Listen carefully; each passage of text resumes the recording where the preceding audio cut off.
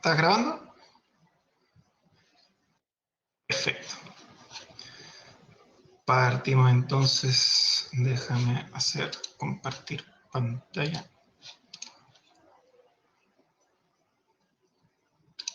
Compartimos.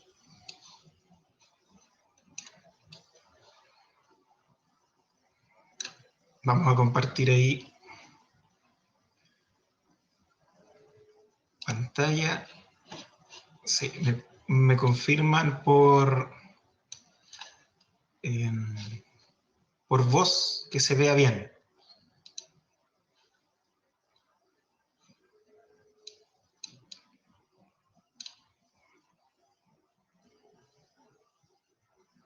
Se ve bien.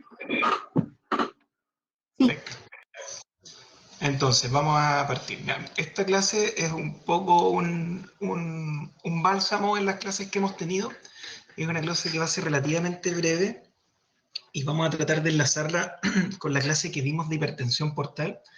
¿Se acuerdan cuando hablábamos de que finalmente la cirrosis hepática tenía dos grandes síndromes que justificaban o explicaban la sintomatología? Que uno de ellos era la insuficiencia hepática y el otro de ellos era la hipertensión portal, y que uno podía hablar de la hemorragia varicial y por otra parte la ascitis, y donde uno de estos problemas de la ascitis finalmente era el síndrome hepatorrenal. Este es el problema que vamos a tratar hoy día, del síndrome hepatorrenal como una manifestación extrema de la cirrosis y la hipertensión portal, ¿ya? Bueno, y ese concepto de manifestación extrema de disfunción circulatoria en pacientes con cirrosis avanzada es importante entenderlo. El síndrome hepatorrenal no se va a producir en un paciente que tiene una cirrosis de pequeñita, que tiene poca disfunción hepática, que tiene poca hipertensión portal, que nunca ha presentado ascitis, ¿ya? Y vamos a tratar de profundizar en ese aspecto de disfunción circulatoria extrema, ¿ya? Y siempre marca muy mal pronóstico el tener un síndrome hepatorrenal, ya que habla de, vamos a ver, de un desgaste de los mecanismos de compensación, ¿ya? Y el diagnóstico es clínico, y otra palabra importante del diagnóstico que voy a repetírselas harto es que es en retrospectiva. Para hablar de síndrome hepatorrenal propiamente tal, de cualquiera de ellos, tenemos que hablar siempre en retrospectiva, y también vamos a profundizar ese aspecto, ¿ya? La definición clásica es una alteración funcional caracterizada por una marcada vasoconstricción renal en relación a la activación de los sistemas vasoconstrictores, ¿ya? Que compensan una vasodilatación esplácnica. En el fondo, esto es básicamente un balazo en el pie de los distintos sistemas que entran en juego cuando uno tiene una cirrosis avanzada. Vamos a profundizar en eso también, ¿ya? Esto es importante, siempre se acompaña de ascitis e hiponatremia. Por lo tanto, no pueden plantear un síndrome hepatorrenal, un paciente que tiene disfunción renal y cirrosis, que no presenta ascitis, no es planteable por definición el síndrome hepatorrenal, ¿ya? Y es importante saber que, ¿se acuerdan que hablamos de la peritonitis bacteriana espontánea? Y prometimos que íbamos a hablar de por qué la peritonitis bacteriana espontánea le dábamos tratamiento, o sea, una de las profilaxis de peritonitis bacteriana espontánea era en el escenario de hemorragia digestiva, porque se podía esa es una de las profilaxis, cuando la hemorragia digestiva puede llevar a peritonitis bacteriana, y por eso dábamos tratamiento antibióticos en los pacientes con hemorragia digestiva, y también en los pacientes con peritonitis bacteriana espontánea. A los que ya presentaban peritonitis bacteriana espontánea les dábamos albúmina para no llegar a un síndrome hepatorrenal. Aquí voy a tratar de explicarles por qué esto puede llevar a síndrome hepatorrenal, la peritonitis bacteriana espontánea, o disfunción renal en este grupo de pacientes. Miren, en esta diapositiva nos vamos a detener harto. Les voy a contar un poco cuál es el mecanismo, o cuál es, digamos, entre comillas, ¿no es cierto?, fantasía fisiopatológica que hay detrás del síndrome hepatorrenal. tiene que ver con, el primer evento es la resistencia vascular intrahepática que está aumentada, ¿ya? Como los pacientes tienen un hígado duro, con cirrosis, ¿no es cierto?, con resistencia aumentada a nivel intrahepático, esto genera mecanismos que tienen como objetivo aumentar, déjenme ponerlas acá, esto, esto, el puntero, ¿ya? Estos tienen la secreción de óxido nítrico, prostaglandinas, endocannabinoides, tienen como objetivo aumentar el flujo portal a través de la vasodilatación esplácnica, pero también genera vasodilatación a nivel periférico estos mediadores. Esto hace que el volumen arterial efectivo, es decir, que al dilatarse el volumen que hay dentro, el contenido que hay dentro de este continente cae, lo que hace que aumente el gasto cardíaco, ¿ya? Y con esto se activan los mecanismos compensadores de renina, angiotensina, aldosterona, el sistema simpático y el sistema arginina, vasopresina.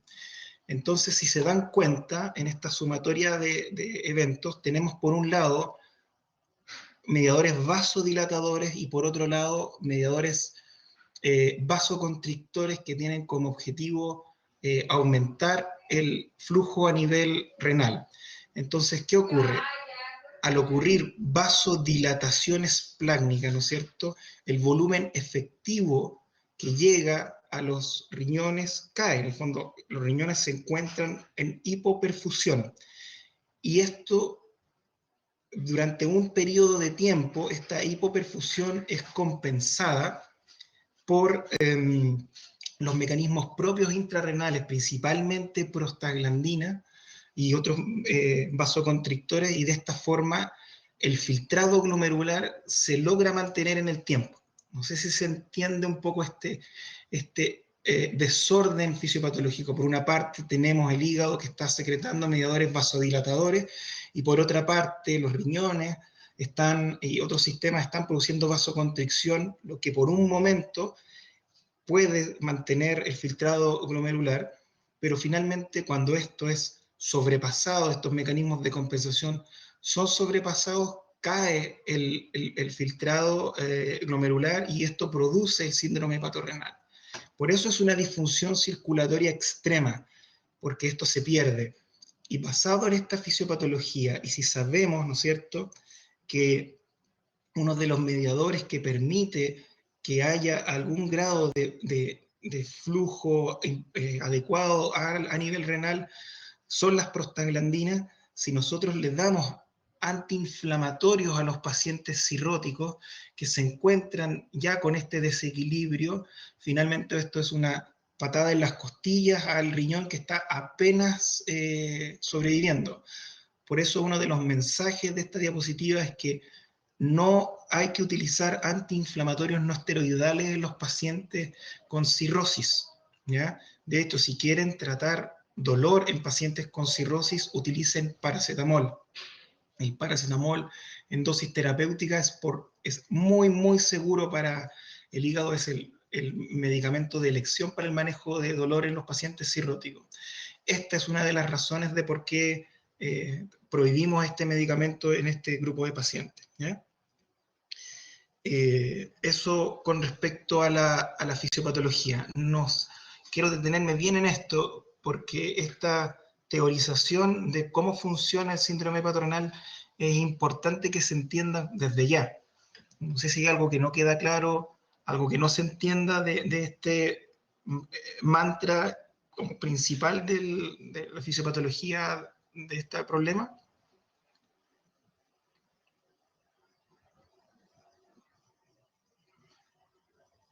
Silencio otorga. Vamos a continuar entonces. Por favor, si hay dudas, verbalmente. Profe, le estaban diciendo que estaba claro. Perfecto. Esto es Doctor, importante. Dígame. una consulta.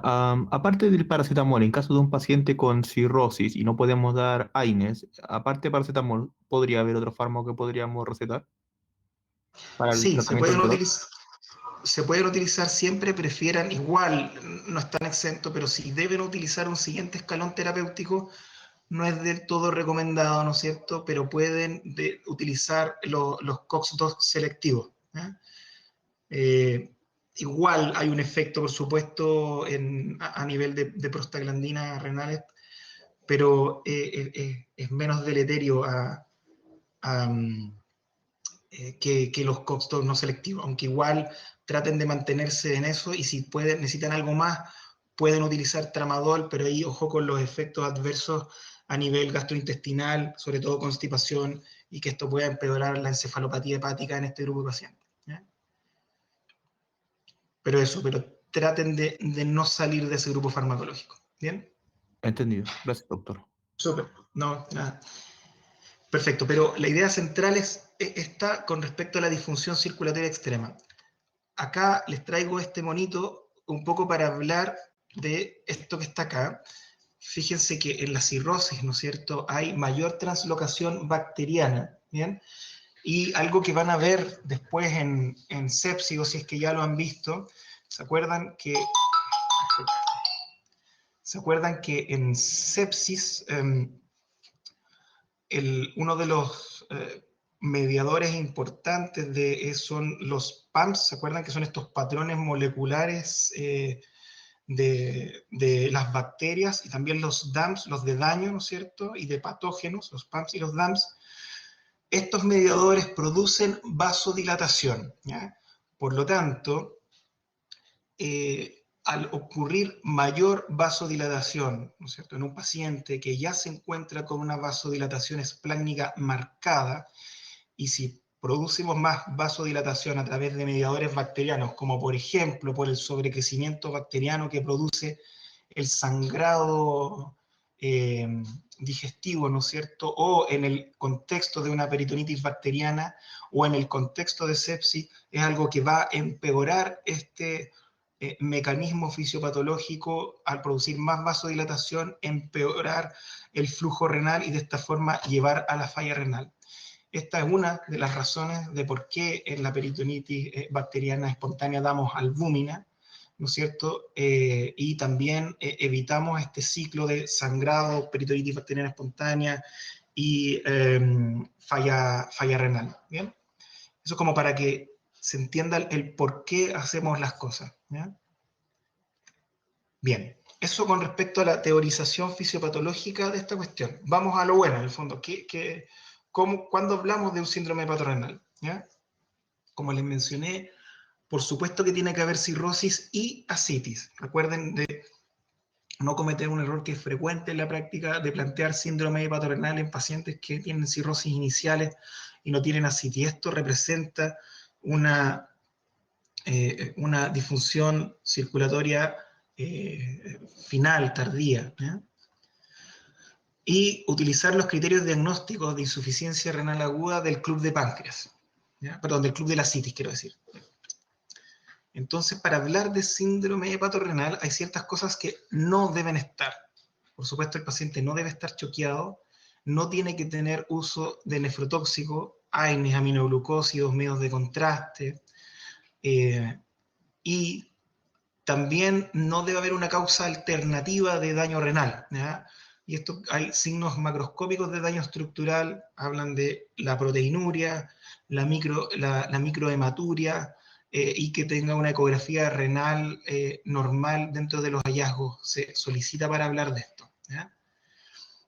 Y otra cosa relevante es que, como ven acá, debe haber una ausencia a un tratamiento. O sea, cuando expandimos a los pacientes, cuando pensamos que tienen síndrome hepatorenal, utilizamos expansión con albúmina, abstinencia de diuréticos, si hay nefrotóxicos los quitamos y evaluamos respuesta por 2 días consecutivos, ¿ya?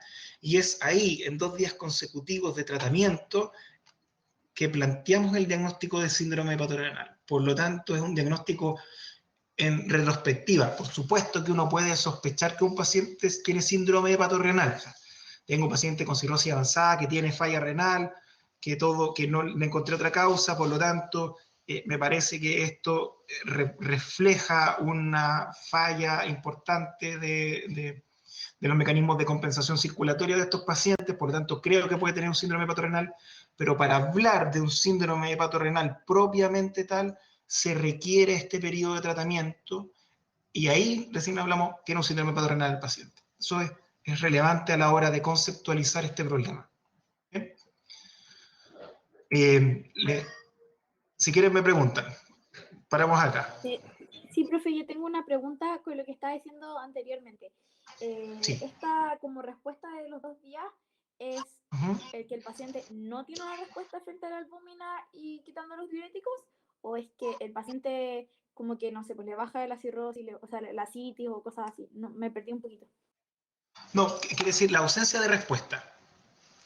Ah, ya, súper. Entonces se queda igual, a pesar de que hagamos Claro, todas esas si cosas. progresa o no mejora, estamos en presencia de un síndrome hepatorenal. O sea, entiendan esto que, claro, evidentemente uno sospecha que este paciente pueda tener un síndrome hepatorenal, pero claro, si los pacientes le quitaste el nefrotóxico, ¿no es cierto? Lo expandiste con un poquito de albúmina y el paciente rápidamente mejoró en 2 días, ok, no se trata de un síndrome hepatorenal. Ya hay que empezar a afinar el diagnóstico ahí, al menos no conceptualmente, ¿ya? Gracias. Eso. Bueno, entonces les traté de resumir la nueva definición de síndrome hepatorenal. Como ustedes son más chicos, capaz que no alcanzaron a tocar síndrome hepatorenal tipo 1, tipo 2, no lo sé, pero ya eso está obsoleto, ¿ya? O pronto lo estará, ¿ya? Pero les cuento que la terminología antigua se hablaba de síndrome hepatorenal tipo 1, que tiene algunas diferencias con la conceptualización actual, pero es muy parecida, ¿ya? Y actualmente se habla de síndrome hepatorenal, injuria renal aguda. Ese es el concepto que utilizamos ahora. No hablamos de síndrome hepatorenal tipo 1, sino que hablamos que tiene un síndrome hepatorenal aquí, ¿no es cierto? Y para hablar de esto, si se dan cuenta, lo que se busca es que tengan un incremento a su creatinina basal en más del 50% de su valor inicial. Por ejemplo, no sé, si un paciente tiene una creatinina basal de 0,5, basta con que el paciente tenga una creatinina de 0,75 o más, ¿no es cierto?, en 7 días para hablar de síndrome hepatorenal tipo 1. Y como esta definición requiere tanto tiempo, 7 días parece mucho tiempo, ¿no es cierto?, para ver si alguien tiene o no síndrome hepatorenal, se habla de un incremento de muy chiquitito, fíjense, es muy, muy pequeñito, de 0,3 miligramos por decilitro en 48 horas con respecto a su basal. Lamentablemente, esto exige tener un valor basal, y ese es un problema de la definición, ¿ya? A veces eso no siempre es posible, por lo tanto ahí tenemos que violentar un poco los criterios, pero para hablar de los criterios de definición, estos son, ¿ya? Este es el más importante de los síndromes, que es el síndrome hepatorenal de tipo de injuria renal aguda, o HRS-ACI, ¿bien? Pero existía otro tipo, bien, lo mismo que les contaba, que es un diagnóstico lamentablemente en retrospectiva, y tenemos el antiguo síndrome hepatorenal tipo 2, que es muy fácil, el síndrome hepatorenal que no es ACI, non-ACI, en el fondo, es hepatorenal síndrome NACI, ¿ya? Y aquí hay 2 subdivisiones, que básicamente tiene que ver con la evolutividad en el tiempo. Es una tasa de filtración de menos de 60, un incremento de la crea basal de más del 50, mayor al 50%, más de los 7 días, pero menos de 3 meses. Y cuando este problema supera los 3 meses, hablamos de un síndrome hepatorenal, enfermedad renal crónica. ¿Bien? El AKD y el CKD. No sé si se entiende. Esto es un término intermedio, ¿no es cierto? No sabemos si va a recuperar o no. Quizás recupere con alguna intervención, pero quizás ya progrese en el tiempo y se mantenga. Lo importante acá es que para hablar de síndrome hepatorenal, enfermedad renal crónica, por supuesto que tiene que tener ausencia de otras causas. En el fondo, un paciente cirrótico que tenga una insuficiencia renal, no sé, porque además tiene diabetes, por ejemplo, y tiene una nefropatía diabética que le produce una enfermedad renal crónica, esto no es un síndrome hepatorenal, enfermedad renal crónica. ¿Entienden esta diferencia? No tiene que tener otra causa alternativa, se debe producir por esta disfunción circulatoria extrema. Eso, ¿ya? De aquí en adelante vamos a referirnos a este síndrome, al síndrome hepatorenal injuria renal aguda. El resto no lo vamos a tratar en esta clase. Solo vamos a hablar de esto, que es el problema principal que les va a tocar enfrentar, ¿ya? Bien. Cuando hablamos de los estadios de la injuria renal aguda, fíjense que ya estamos en el fondo, esto es síndrome hepatorenal, síndrome hepatorenal tipo injuria renal aguda o tipo 1 antiguo, y dentro de este síndrome hay 3 etapas. Una de ellas es esta, que es cuando cumple los criterios que habíamos hablado, ¿no es cierto? Una creatinina de que aumente más de 0,3 veces o 1,5 veces el valor basal, o aumento en el 50%, es lo mismo. Y si se fijan acá, para hacerlo aún más maldito, hay una subdivisión de la etapa renal 1 en etapa 1A y 1B. Y uno puede decir, oye, pero ¿por qué nos hacen sufrir tanto con tantas clasificaciones, ¿no es cierto? Y esto no es de pura majadería. Tiene que ver esto con que, si ven acá, cuando uno habla de insuficiencia renal aguda en etapa 1, en los que tienen una CREAT de más de 1,5 o una CREAT de menos de 1,5, la progresión, es decir, que no se mejoren con las intervenciones, es, fíjense, casi del 40% en el tipo 1B, y es muy poco probable que no mejoren estos pacientes cuando su aumento de CREAT es menor de 1,5. De ahí la diferenciación, porque deben ser uno más enérgico en el tratamiento. Si la CREAT es más de 1,5, si uno quisiera un número mágico, ese es el número mágico a tener en consideración, ¿ya? Y como ven acá, la resolución también, casi todos los pacientes, esta es otra manera de verlo, ¿no es cierto? Casi todos los pacientes van a resolver su falla renal cuando se encuentran con una CREAT de menos de 1,5, mientras que esto no ocurre con la frecuencia que uno desea en los pacientes que tienen una CREAT más de 1,5. Esto es un poco para justificar esta maldita subdivisión de la etapa 1 en etapa 1A, 1B. CREAT más de 1,5, CREAT menos de 1,5. Es porque, de verdad, la tasa de progresión y la tasa de respuesta es mucho menor, ¿ya? Y por supuesto hay una etapa 2, que es cuando una CREA de 2 a 3 veces el valor basal, y cuando es más de 3 veces o tienen una CREA de más de 4, ya hablamos de una etapa 3, ¿ya?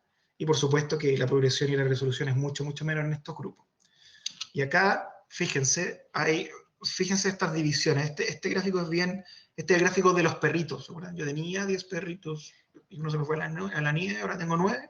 Esto es lo mismo, en el fondo de los 100 que tenían, esta es la tasa como van muriendo los pacientes, ¿ya?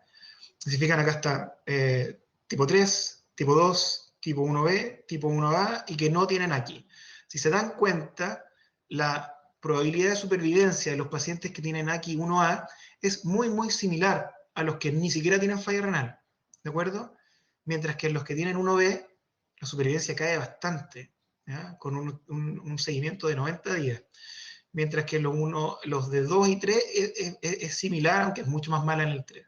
¿Se entiende la idea de categorizar y generar esta nueva clasificación? Tiene que ver con qué tan asustado tiene que estar el doctor que está tratando a estos pacientes. ¿Se fijan?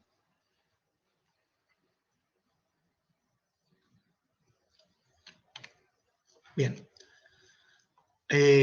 Y como les comentaba y les vuelvo a repetir, para hablar de un diagnóstico de síndrome hepatorenal, el Club Internacional de Ascitis plantea que uno debe suspender todo lo que pueda dañar, ser nefrotóxico directo o ser nefrotóxico por vía de meterse con la circulación.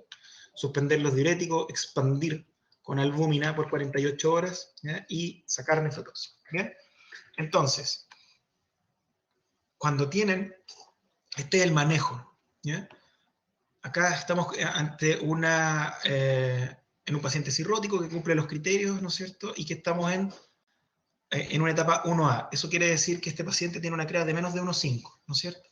Y cumple los criterios. En este grupo de pacientes, uno pudiera no ofrecer albúmina, ¿ya? Pudiera, aunque no es ningún pecado mortal, ofrecerla, ¿ya? Y muchas veces sacando los factores de riesgo como los nefrotóxicos, los antiinflamatorios, sacando la terapia diurética que es de uso muy habitual en estos pacientes, los beta bloqueantes, expandir el volumen plasmático, tratar las infecciones cuando está diagnosticado, bastaría, ¿bien? Y, por supuesto, si funciona, que como dijimos más o menos en el 80% de las veces va a funcionar esta estrategia, hay que hacer seguimiento y punto. Si persiste en el tiempo y no empeora, ahí hay que profundizar el estudio para ver qué se nos puede estar pasando, y si el paciente progresa, es decir, empeora su disfunción renal en el tiempo, pasamos a manejarlo como si fuera cualquiera que no es 1A, o sea, si es una 1B, o si es un AQI2, o si es una AQI3, si tiene una CREA alta, lo que se hace es exactamente lo mismo, pero expandimos sí o sí con albúmina. No hay ni una posibilidad de no hacerlo. Y evaluamos la respuesta. Si responde, listo, estamos listos, ¿no es cierto? Y si no responde, hay que volver a afinar el diagnóstico y ver qué otras cosas se nos pueden estar pasando. Y efectivamente, si cumple los criterios de esto, efectivamente se trata de un síndrome hepatorenal y no es otra cosa, no es nada distinto, se puede sumar a esta estrategia el uso de vasoconstrictores. ¿Qué vasoconstrictor? Por lejos, el más utilizado es la terlipresina. No el único, pero es el que cuenta con más evidencia y es el que usamos con mayor frecuencia y que tenemos mayor experiencia y hay más trabajos con él. Y bueno, si no cumple los criterios de síndrome hepatorenal, bueno, hay que tratar de averiguar qué otro tipo de insuficiencia renal tiene. ¿Se entiende este algoritmo? Este es el algoritmo nuevo de la ISO. Pregúntenme nomás. Profe, la cantidad de albúmina que se da es la misma independiente de si sea 1B, 2 o 3. Es la misma, justamente. Una buena pregunta. Es la misma, sí. Gracias. Sí. Bien, entonces, ahora vamos a entrar, sí, es fácil, ¿no es cierto? Tenemos una fallita renal, podemos quitar los nefrotóxicos y si tenemos la sensación de que pueda funcionar, vamos bien. Si no, no hay pecado en expandir plasma, ¿no es cierto?, con albúmina probablemente tal. Si estamos con una CREA de más de 1,5, no hay que dudarlo ni un segundo y hay que expandir con albúmina, ¿bien? Si hay respuestas, todo es fácil y el tema está acá. Vamos a entrar a hablar de este grupo de pacientes, los pacientes que no nos respondieron a albúmina, ¿qué hacemos de aquí en adelante? ¿Ya? Los vasoconstrictores. Ha demostrado, lejos el uso de vasoconstrictores, ha demostrado ser mucho mejor para este grupo de pacientes. Y si piensan en toda esta... la fantasía fisiopatológica, ¿no es cierto? Fantasía entre comillas, por supuesto, ¿no? Pero esta forma que tenemos de explicarnos la realidad de esta vasodilatación, el utilizar vasoconstrictores principalmente esplácnicos, tiene todo el sentido del mundo en esta entidad, ¿ya? Y aquí les voy a mostrar un poquito la evidencia de cómo ha avanzado esto a lo largo de la historia. Esto es del 2002, ¿no es cierto? Y esto primero demostró que el uso de terlipresina solo es por lejos superado por la combinación terlipresina-albúmina. Si se fijan, esta es la creatinina basal. Estos son pacientes que solo se les dejó terlipresina, y estos son pacientes que se les dejó terlipresina-albúmina. Y si ven, la mejoría de estos pacientes es tremendamente notable en este grupo, mientras que en la terlipresina es bastante más discreto, ¿no es cierto? O sea, debemos usar la terapia con ambos fármacos. De hecho, estaría éticamente prohibido repetir este experimento a la luz de los resultados. ¿Bien? Fíjense que la resolución es del 77% versus el 25% con la terlipresina solo. Esto es el cambio de creatinina desde el inicio de la terlipresina, y esto es un trabajo aún más maquiavélico que es terlipresina contra nada, contra placebo. ¿Ya? Por lo tanto, también un estudio que a la luz de la evidencia actual es no repetible, ¿ya? Porque la diferencia es categórica. Y la receta de cocina, ¿bien?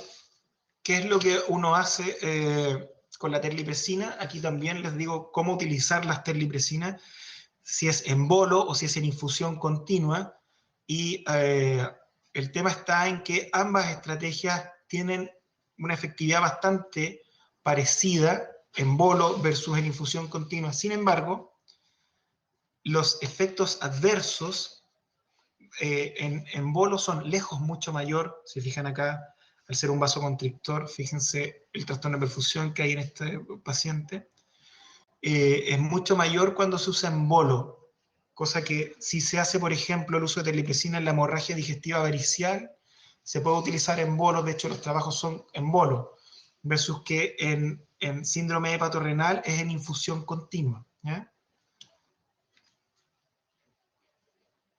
Entonces, en suma, con la terlipresina, siempre terlipresina con albúmina, siempre en infusión continua. El objetivo es alcanzar una creatinina plasmática menor de 1,5. Esta terapia siempre es una pregunta que les van a hacer harto, o que nos hacen harto los gastroenterólogos: ¿cuánto rato? La verdad no hay un número mágico, pero parece razonable que si no hay respuesta ya a los 15 días de esta terapia, todo parece indicar que no va a responder. ¿Ya? Todo tiene sus bemoles, pero parece ser un número razonable, ¿ya? Y no es poco, pero también uno de cada 5 pacientes en tratamiento puede volver a presentar síndrome hepatorrenal al suspender el tratamiento. La noradrenalina, también hay buena evidencia con la noradrenalina versus terlipresina, es bastante parecida a la efectividad, pero hay muchos menos trabajos con noradrenalina. Solo con tercero. Y una pregunta que uno pudiera realizarse es, bueno, y si los pacientes tienen falla renal, bueno, dialicémoslo. Si tienen falla renal, no hay ningún problema, pues los dializamos. ¿Ok?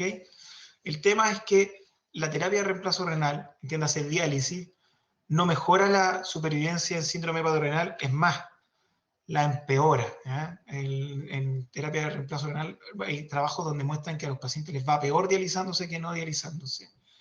¿Cuándo se puede utilizar? Cuando sabemos que este paciente está esperando un trasplante y queremos aguantarlo para que llegue a trasplante. ¿Ya?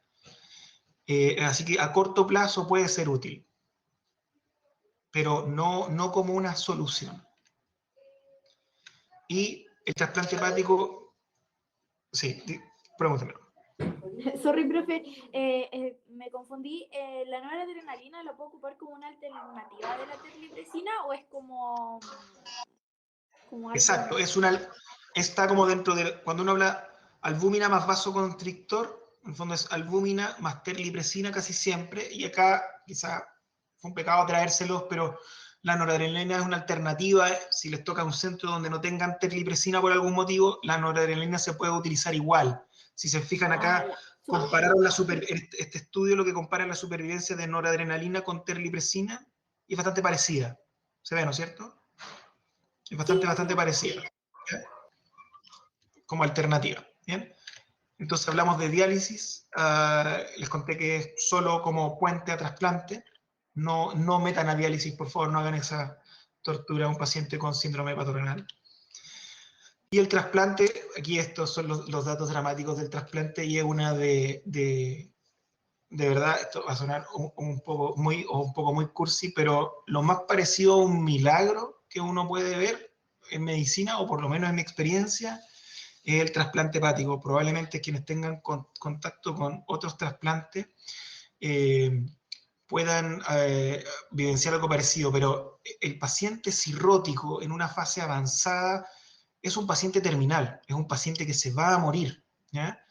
Y uno ve a pacientes que están en esta fase, que están en fase terminal de una enfermedad, que realmente uno en los controles ve cómo están cada día menos acá y más allá, en el fondo. y después uno los ve posterior al trasplante, y de verdad que es muy, muy parecido a un milagro, que es una de las cosas que a mí me produjo enamorarme de todo el tema del trasplante hepático, ¿ya? Y esto muestra lo que yo le transmito como vivencia personal. En números se puede ver que los pacientes que están trasplantados versus los que no se trasplantan en síndrome hepatorenal tipo 2, la supervivencia es enorme, ¿ya? En comparación, fíjense, estos son en día, en comparación en aquellos que no se trasplantan. Así, porque se trata la causa subyacente, ¿ya? En algunos casos donde la falla renal puede haya generado un deterioro en la funcionabilidad o en la estructura renal, puede ser necesario el trasplante combinado. Eso siempre es una decisión delicada, pero puede en algunos casos ser necesario trasplantar hígado riñón. Pero habitualmente, cuando uno trasplanta el hígado del síndrome hepatorenal, los riñones se recuperan de inmediato, porque se quita la disfunción circulatoria que estaba causando el problema en un primer lugar, ¿ya? Así que como mensaje, es un diagnóstico siempre en retrospectiva y como ven es un diagnóstico de exclusión, hay que eliminar las otras causas de falla renal.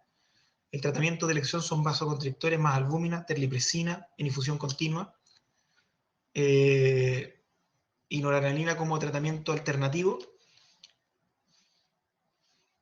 Y el tratamiento se debe iniciar con niveles más bajos de creatinina de acuerdo con la definición clásica. Este último mensaje tiene que ver un poco con tiene que ver con el cambio de paradigma o el cambio de la definición, donde somos tremendamente quisquillosos con los cambios de la creatinina, 0.3 de creatinina para hablar de síndrome hepatorenal. Quiere decir que bajamos el umbral de detección, vamos a pesquisarlo mucho, mucho antes, ¿ya? Eso, como ven es una clase bastante más cortita. Gracias, profe, quedó todo súper Profe, claro. Sí, pregúntenme nomás. profe, cuando habló de trasplante, ¿eso es para todos los pacientes o para los que no responden a albúmina con el vasoconstrictor? No, son para los casos extremos donde no hay respuesta y finalmente estos pacientes requieren el trasplante para poder salir de esto. Ah, ya, gracias. No es para todos, no es que el paciente haga síndrome hepatorenal, si se dan cuenta un poco para reflexionar, déjenme dejar de compartir eso. Si se dan cuenta, cuando hablamos, por ejemplo, de un síndrome hepatorenal aquí, etapa 1A, cuando tiene una creada de menos de 1,5, sabemos que el 80% se va a recuperar. Por lo tanto, empezar a plantear trasplante en ese grupo de pacientes no tiene sentido. También en el resto del grupo la tasa de respuesta también no es baja, por lo tanto muchos de ellos no van a requerir trasplante en este escenario, en el fondo en el escenario síndrome hepatorenal. Pueden requerirlo por otra cosa, pero no por esto. ¿Bien? Gracias, profe.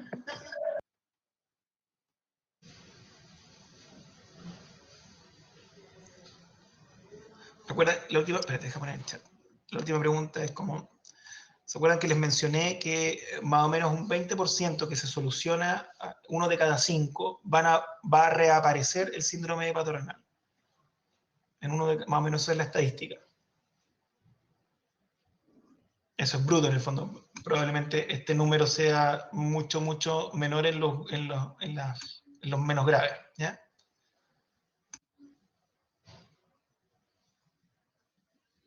Es variable, María, es variable. Puede reaparecer, pasa de ambas formas. O sea, puede reaparecer, uno corta el tratamiento y vuelve a aparecer la disfunción renal, o puede volver a aparecer en el futuro más adelante.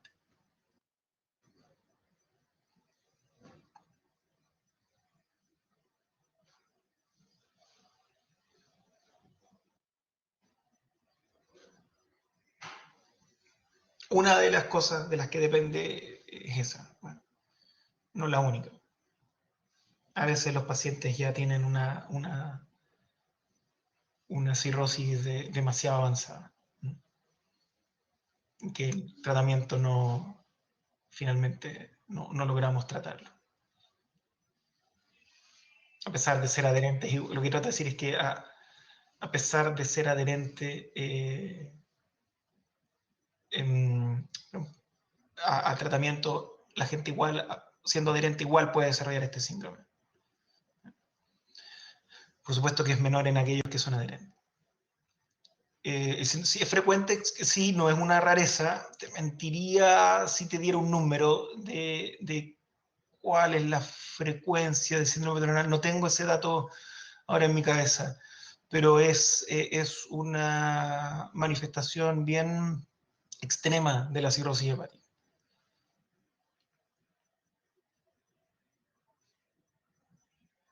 Lo más común es que tengan una especie de, entre comillas, un síndrome hepatorenal sucio, que tengan alguna causa descompensante reconocible que haya hecho capotar los sistemas de compensación. Eso es lo más frecuente. Por ejemplo, que tengan una infección, que tengan una PVE y eso haga que se deteriore la función renal. Y una vez esto se logra superar, la función renal se recupera, pero por definición eso no se trata de un síndrome hepatorenal, aunque tiene como base la misma fisiopatología, ¿ya? Pero no es un síndrome hepatorenal propiamente tal, porque tiene una causa reconocible, descompensante, ¿ya?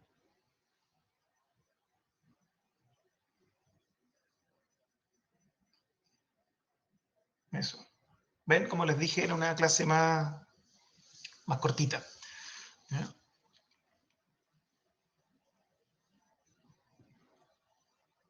Así que nos vemos el próximo martes para hablar de la última clase que me toca con ustedes, que es pancreatitis aguda. Clase importante.